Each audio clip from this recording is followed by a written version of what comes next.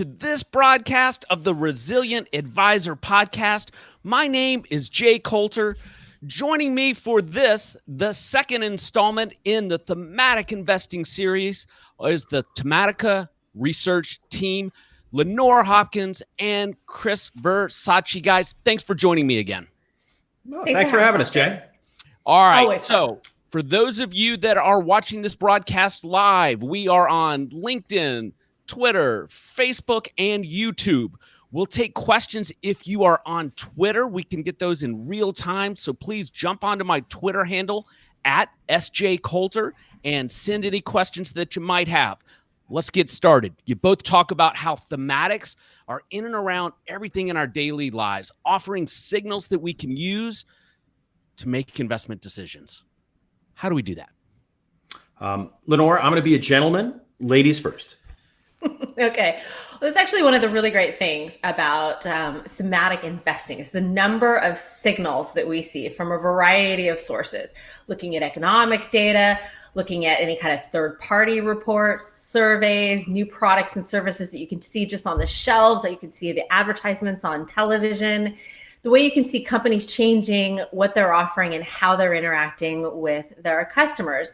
And one of the things that we've been seeing is we call it our cleaner living index. And the cleaner living is about what's better for your body, for your home, for your pets, for your office, and for the planet in general. And if you think about it, you look around, you see an awful lot of signs saying that customers really want this. And businesses have been responding in changing both the products they offer, how they offer those products, and what processes they use to produce the products.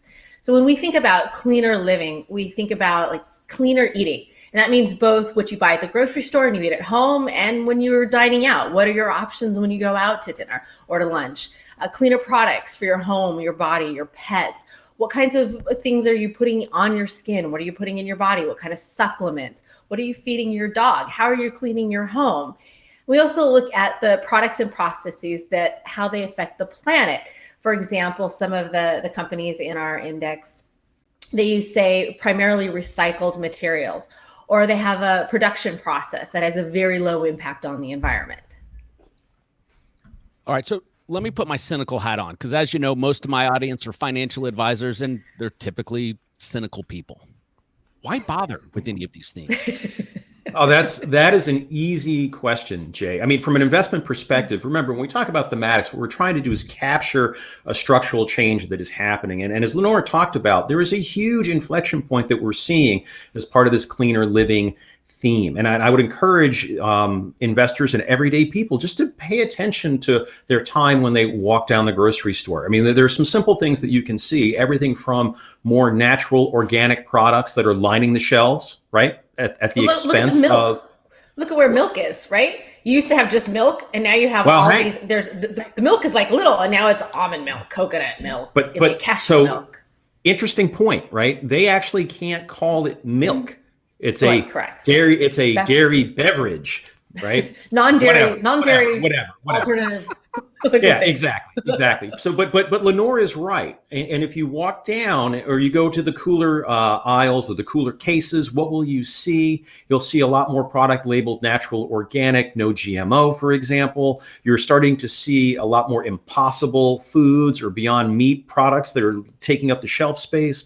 We're seeing people have to bring shopping bags with them, because we're seeing plastic bags get phased out. And Lenore, you know all about this in Southern California, right? Oh yeah, both in Southern California and in Italy. Again, in SoCal, you can't, they charge you. And it's the same thing in Italy. They charge you to give a shopping bag. But what back to Jay asking, like, why do we bother? Why do we even care? Right. Well, there's a really good reason for that. It's because the U.S. economy it's slowing.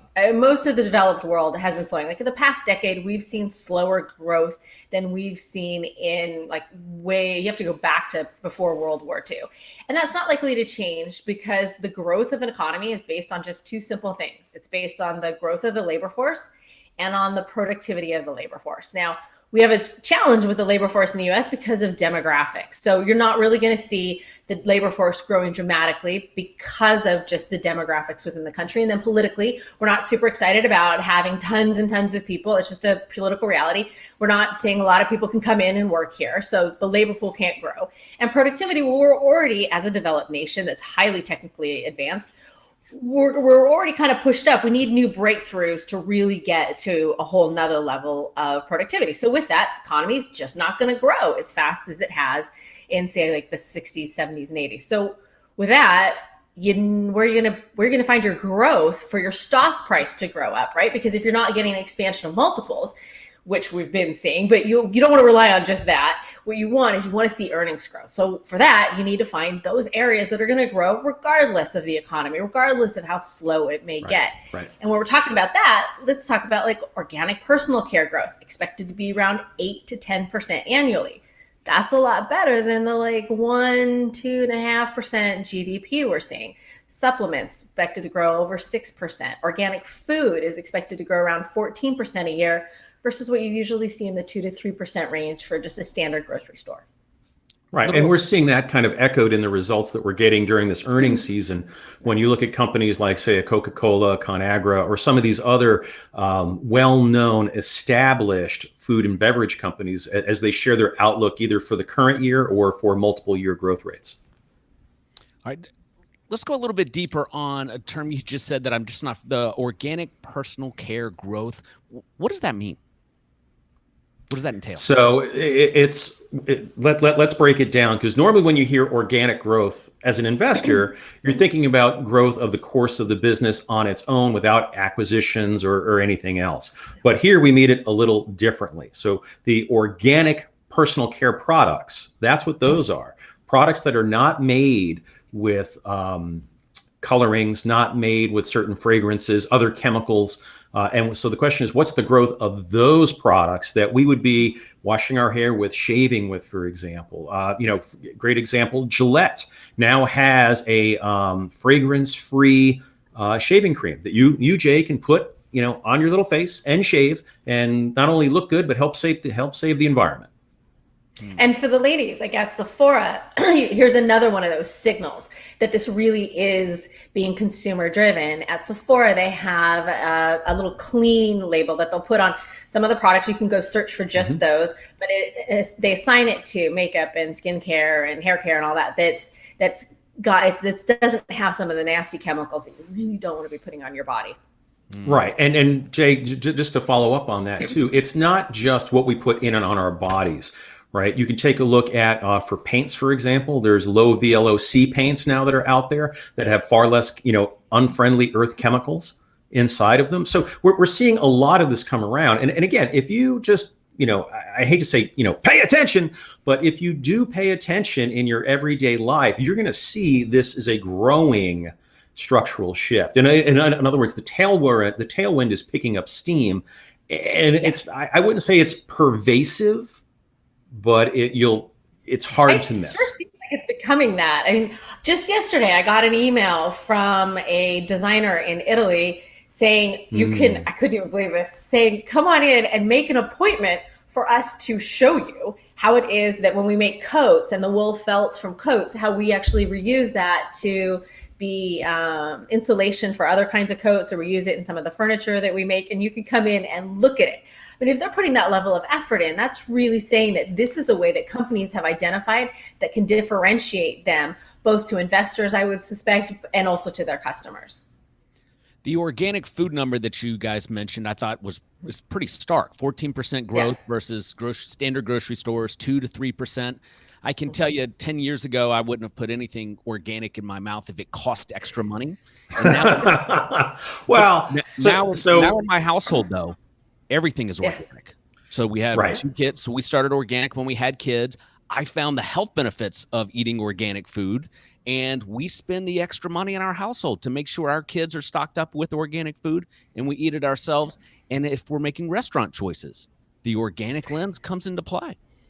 Well, that's exactly what we're talking about. That's exactly that kind of consumer mind shift that we look for in all of our thematics is, where are people really changing what they want and how they want it. Agreed. And Jay, in terms of prices, as that market continues to grow, and as, again, I have to invoke one of Lenore's favorite phrases, the deflationary Death Star that is Amazon took over Whole Foods, we have seen prices come down, and you've seen other grocery chains, whether it's Kroger, who owns Ralph's and a bunch of others, you've seen their prices come down as well to compete.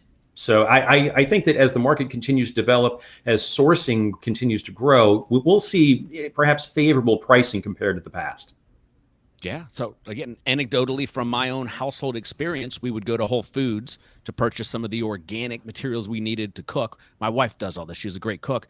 But now Kroger and Publix, they're right there at better price points. So you used to not be able to find those things there. Yeah, they didn't even exist. And now they're front and center. They're marketing them. So Jay, you had just mentioned that you made this switch somewhere between 5 and 10 years ago, correct? Correct. So what's fascinating is, this is not necessarily a new phenomenon. Health stores have been around for a very long time. They've been more on the fringe, but there's been more and more acceptance of this. So we've seen this tailwind continue to grow. And when we put together the Tematica Research Cleaner Living Index, which is comprised of about roughly 50 companies that we've identified through our thematic scorecard that are really capturing this demonstrative theme. If you go back over 5 years, Jay, that index is up almost 100%. And I think that reflects people like yourself that are consciously making this decision, voting with their feet, voting with their pockets as the types of products and services that they want for themselves and their families. And that also speaks to why we like looking at the world through a thematic lens rather than kind of sectors. Because if you were to look at this in a sector perspective, how would you actually even implement this if you were thinking sectors? There's no sector that this touches significantly and only touches that sector significantly. You just can't look at the world that way for successful investing, we think, going into the future. So let's go a little deeper on the index. So the Tematica Research Cleaner Living Index is something that you guys created. Tell us a little bit about how it was built.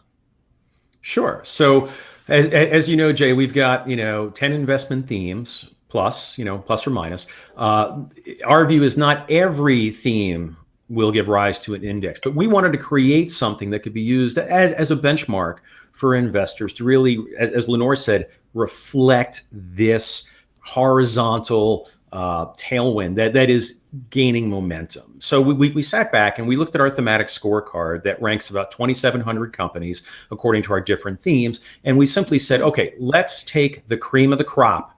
In other words, what companies have the most exposure to this and by exposure, cleaner living investment theme? We look at their net income, and we don't just look at come up with a company and just say, oh, well, it because of what they do, it sounds like it would fit into there. We actually look at what derives ideally their income, but sometimes it isn't always broken out that way. So it could be more their operating income, it could be their revenue, but we look for what actually are the areas that are driving both the company's complete income and also where their growth areas are. Yeah, so I think you hear a lot of folks talk about deep fundamental research, and believe it or not, we actually do that because we cull through 10Ks, 10Qs, press releases, company earnings presentations, all of that, right? And we're looking for reportable data that speaks to the amount of their sales, profits, net income, whatever metric we can really zero in on as it speaks to the theme. So for example, Sprouts Farmers Market, ticker SFM, they in their investor presentation say that over 90% of the products that they sell in their stores is organic or natural in nature. That leads us to score that extremely high. Mm-hmm. And these are things too that are not easily found just by flipping open a 10K. So that's what makes creating these indexes fairly challenging at time, but definitely worth it. So it sounds like there is a little bit of subjectivity as you build these indexes, or is it 100% rules based? No. It is entirely it's just hunting down the data. We look for it. If we can't find the data, where we can say it's definitely not subjective is if we cannot find the data, then it just doesn't it gets scored like a 1, because we do a scale of 1 to 5. If we know that the company's generally in that region, like we know that they're doing things in the cleaner living, but we cannot find a breakout, then they don't really get scored. They get a token of 1, but they don't get scored very high because we don't have the information. Okay. Right. And a great example of that brings us back to Amazon, which, as we said earlier, acquired Whole Foods, which is one of the largest players in that grocery environment benefiting from the cleaner living investing theme. But Amazon does not break out the sales for Whole Foods. And again, even if they did, when you look at the size of what Whole Foods was doing in terms of revenue when Amazon bought them, and you compare that to the behemoth that is Amazon's online business and cloud business, it's going to be relatively small, i.e. less than 10% of sales and profits. So as Lenore was pointing out, it really only scores a 1. And when we build the index, we want to get companies that have pronounced exposure, which probably means, a score of 3 or higher out of 1 to 5. So Amazon, I'm sorry, you've Lenore, got the same. Go ahead. Sorry. No, please. We've got the same thing like with Athletica, because Athletica has got, they're a certified B Corp. Pretty much everything that they produce, women's fitness clothing and girls fitness clothing, is derived from recycled materials. So they would be really highly ranked, but it's the same thing, that they're part of GAP, and they don't really break out sufficiently. Right. Is Beyond Meat in the index? Jay, that's kind of a no-brainer, I think. Yes, it is. But I mean, it is, since it's been public. Obviously, we can't invest in private companies. There are other ones that are, as they go public, we'll continue to evaluate, which is kind of interesting, right? Because this means that the index is a living, breathing type of thing. And I'd also say that as we see further M&A activity, right, where large companies are trying to turn their businesses into this trend. And that could be Coca-Cola, it could be ConAgra, it could be Kellogg, it could be General Mills, it could be anybody, PepsiCo. Or even Hershey Foods, which has already started to do that with acquisitions of healthier snacks as they try to pivot their business. We will continue to monitor this and update the constituent list that we have in the index. Okay, but it's 50 names today, correct? Will it expand from 50, or is that the in the rule set? I think, Lenore, you would agree with me in saying only the data will tell us the answer, Jay. We let the data do the talking. But there are some companies, Jay, though, too, that are also trying to pivot their business. For example, this is a guilty pleasure, right here. But when I picked up this little guilty pleasure, this little so good. That's just mean. No joke. Right behind me. No. Right behind me at Dunkin' Donuts, a person said, I'll have the Beyond Meat sandwich, breakfast sandwich. And I went over and I said, look, I got to ask you a question, because as Lenore knows, I'll talk to anybody, anywhere, anytime. I said, sir, what is that like? Have you ever had it before? He goes, I've never had it before, but I'm trying it today. And I waited a couple minutes, not stalkery type of thing, but waited. And I asked him how it was. And he goes, stalkery. A little stalkery. A little bit. Research. All right. Research. And I thought you guys were my friends. Thank you, Jay, for that save. And we call this research. This is research too. That's just cool. But I asked him how it was, and he goes, not bad. So I do think we're going to see more of that adoption. And in fact, in the last 24 hours, I believe Beyond Meat has announced a deal with Kentucky Fried Chicken to do Beyond Meat fried chicken in a growing number of states. I think actually down by you, Jay. I wonder what that would even be composed of. A Beyond Meat fried. So it'd be a fried ball of. Well, Jay, I think the right answer to that is this. No, hang on. Ask. Well, it's Jay, much like I'm doing right now, you need to do your research. Yeah. And that research would require eating the real fried chicken and their Beyond Meat version of the fried chicken. Jay, as we like to say, do what you got to do. But the lengths we go to make sure we study. all kidding aside, though, Jay, as we go through this earnings season, I think if you're an investor in RIA, what have you, and you're reading these transcripts, you want to pay attention to what Kroger is saying, Coca-Cola is saying, PepsiCo, and these other companies, right? because over time they have, and they probably will continue to pivot their business with M&A activity, and it's going to be something to watch. Yeah. What other names should investors consider that are in the index now? What's the top of your scorecard? Let me give you one that is not in the index, just because the percentage of its business isn't tied to what we would, see as appropriate yet. But I think it could be an emerging player. If you think about what we're seeing about the migration away from plastic, right? And that could be plastic straws, plastic cups, plastic bottles, for example. We are seeing some companies like Alkaline Water come out with an aluminum bottle. Other companies have gone to box water, which is paper with a liner in it, which actually tastes pretty good. But I think that over time, we are going to see consumers look for glass products, glass bottles. And I think that bodes well for a company with ticker symbol OI, which used to be called Owens, Illinois. And I believe now the name is OI Glass. They're really trying to capture that theme, if you will, in their name. Interesting.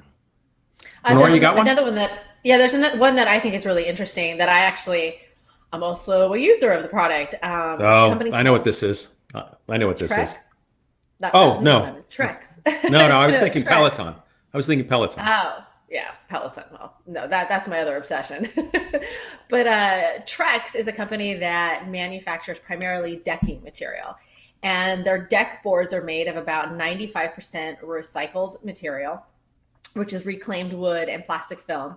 And they also are very focused on a low impact manufacturing. And for people who are interested in more made in America, everything that they make is made in the US. So you've got a company that's figured out a way to take waste and turn it into a product that's more durable than than just getting wood boards for your deck. And I have it, and it's fantastic. Is Tesla in the index right now? Yes, it is, Jay. Yep. Has to be. But again, over time, as these other auto companies pivot their businesses, as we continually update the index, we'll see which EV company gets in there next. Okay. Awesome. Well, as we wrap up this particular broadcast, I want to make sure that listeners and viewers are aware of a daily piece of research you guys put out in conjunction with NASDAQ, the NASDAQ Market Daily Note. Did I butcher that? Yes, you did. Hit me. The NASDAQ Daily Market Note. I didn't butcher it. Isn't that what I said? No. I don't know. Maybe. I wasn't paying attention. He's on a sugar I was too high busy now. trying to answer the next question. Perfect. You know what it is? Truthfully, I'm staring at the rest of my donut. So, Lenore, where could listeners get on the list to receive that note? I'd actually just go to NASDAQ's website, NASDAQ.com, and you'll see us right there on the front. And we put it out every day. Excellent. And Chris, for listeners that want to learn more about this Clean Living Index, where could they find some more information about it? Oh, there's more. Obviously, there's going to be more information on tematicaresearch.com. If they want to go look at the index directly, and look at the values, you can go look at our third-party calculation index. That's a partner called indexindxx.com. Awesome. Lenore, you're coming on Tuesday. We're going to talk macro, we're going to talk themes, and we're going to do charts. Lots and lots of charts. There's going to be a lot of Monday. charts. We're doing it Monday, at 11 o'clock, right? It's going to be a chartapalooza. I love it. All right, guys, thanks so much for coming on again. I'm looking forward to our next thematic investing broadcast. Thanks, Jay. Thanks, Jay.